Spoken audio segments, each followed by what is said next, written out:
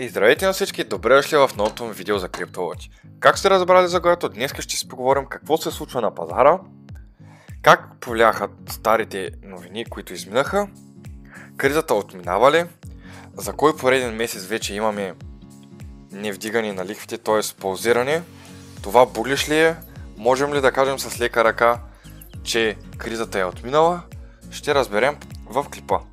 Но преди да започнем, ще се радвам да се абонирате за канала, ако не сте го направили, да ударите камбанката, за да получавате известия когато кача клип. Можете да се присъедините към моят Discord сервер, линк ще има долу в описанието. А сега, нека да преминем към същността на клипа. Така, както виждате, съм отворил графиката на моето любимо S&P.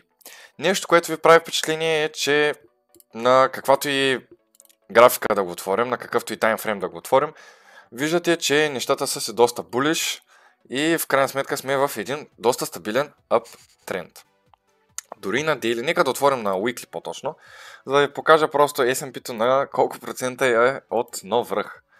Виждате, че няма 1% и малко и ще чукнем нов връх по време на тази уникална инфлация и всички тези неща. Да видим дали това нещо може да се случи преди нова година или това може да е залъгване с малко SFP и оттам насетне надолу. Както се случи при биткоин, ако се сещате.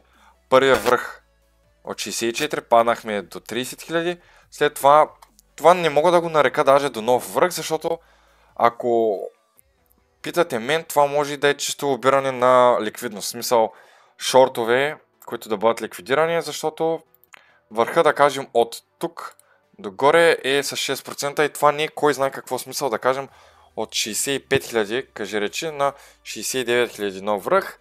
Нали, на тетрадка, на учебник, на теория, окей. Въпросът на практика, че не е баш така, но това е мое мнение, както обичам да казвам. Така че ще видим какво става от тук на сетне. Графиките изглеждат доста добре, нивата надолу си ги имаме за момента. Виждате, че имахме един weekly червен кендъл, който е с доста хубаво боди, но за момента вече е наполовина възстановен.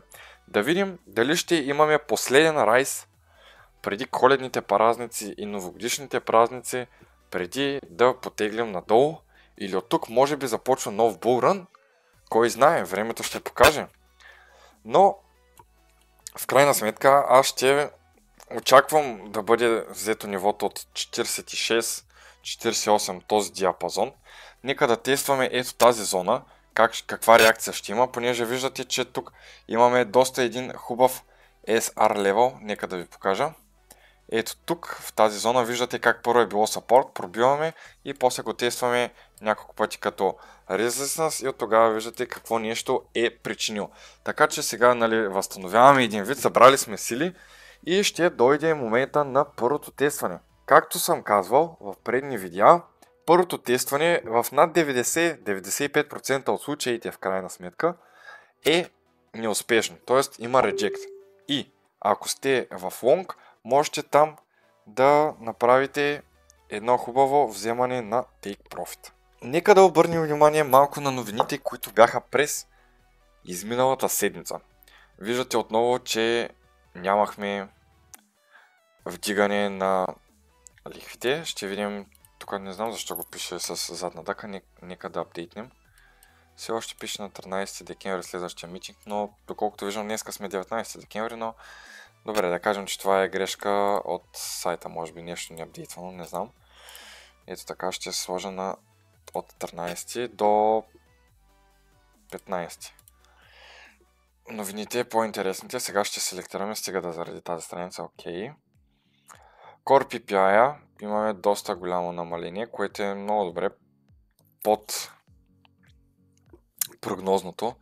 Ето ще видим на месечна база, например. Ето. Lower е bearish for the USD, което означава bullish за пазарите по принцип. Да видим тук какво излиза. Interest Rate Project. Да, това имаме някаква разлика. Със сигурност GBP-то, не, това е за Русия. И Fed, както виждате, обявиха 5,50. Прогнозират и излязоха 5,50. Нека да отворим този и да видим от колко време от юли месец нямаме вдигане на лихвите. Юли, септември, юли, август, септември, октомври, ноември, декември. Това са 6 месеца, колкото могат да броят пръстите на ръката ми, което в крайна сметка си е доста добре от една гледна точка, ако инфлацията е добре и всичко върви от към възстановяване. Обаче, ако почнат пак да принтират техните любими долари, разбирайте, че няма да има ефект това нещо. И колкото и да искат да задържат на тези нива, няма как да стане. Относно сваляне на лихви, дали ще видим другата година, скептично съм настроен, но нека да греша, за да бъдем положително и приятно изненадани. Като през следващите дни мисля, че нямаше кой знае каква интересна новина. Да. Така че това са новините за момента, които са били интересните, които са повлияли на пазара да изпъне последните няколко дни така нагоре, въпреки че имахме и едни хубави дропове, които точно се изпълниха в деня на новините. Имахме движение нагоре, като това нещо последва надолу с този големия лойк. Както виждате, тук е направено и SFP за обиране на ликвидност. Не е задължително толкова голям боли да сме направили, но виждате, че долните нива са обрани и отново изпълваме нагоре. Но в крайна сметка можете да забележите по тези кендали, че реално няма такъв голям интерес и пазара се движи повече от ликвидност и най-вече от обиране на ликвидации. Т.е. тук е било доста обиране на лонгове, тук нагоре е изпълнението в два кендала да върне това положение с 5%, пак е било обиране пък на шортове. Но това нещо много не ни интересува, защото за нас е важно, както знаете, да си изкараме някой лев, да бъдем от положителната и от печелившата страна. Ами хора, това мисля да е за този клип. Надявам се да ви е харесал. Ако е така, дайте палец нагоре, не забравяйте да се абонирате за канала, ако не сте го направили, да ударите камбанката, за да получавате известие, когато кача клип. И ще се видим в следващия клип. Чао и до скоро!